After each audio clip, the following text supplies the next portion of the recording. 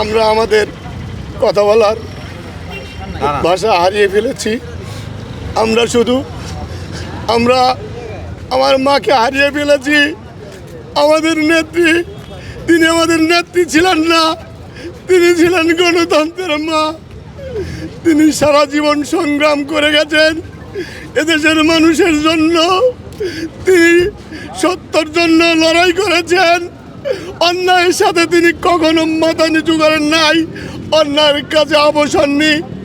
কিন্তু সেই নেত্রীকে নির্মমভাবে যখন এদেশের ফ্যাসিস্ট খুনি শেখ হাসিনা তাকে নির্যাতন করেছে, জেলখানায় মিথ্যা মামলায় ঢুকিয়ে তার উপর নির্মমভাবে অত্যাচার করেছিল।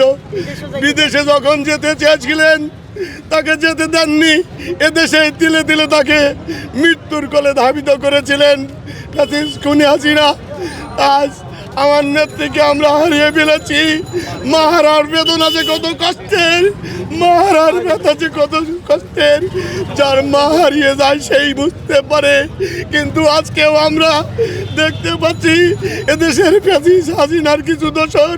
আমি আজকে যখন আসলাম দেখলাম মোটর সাইকেল চালাচ্ছে, তারা আসতেছে।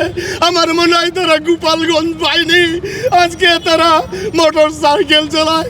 আমি দেশবাসীর কাছে, আমার নেতা তারেক জিয়ার কাছে, আমি এদেশের প্রশাসনের কাছে অনুরোধ করব, যারা মোটর সাইকেল চালায়, বাইক চালায়, তারা আওয়ামী লীগের অনেক আতঙ্ক পালিয়ে আছে, যাদের জন্য আমার নেত্রী আজকে আমরা নেত্রীকে হারিয়ে ফেলেছি। আমরা এই মুহূর্তে কি আর বলবো। আমি চাই আমার নেতা তারেক রহমানকে আল্লাহ, মহান আল্লাহ তাকে ধৈর্য ধারণ করার ক্ষমতা দান করেন। এদেশে 18 কোটি মানুষকে নিয়ে তিনি যেন একসাথে বাঁচতে পারেন, বাঁচার স্বপ্ন দেখান।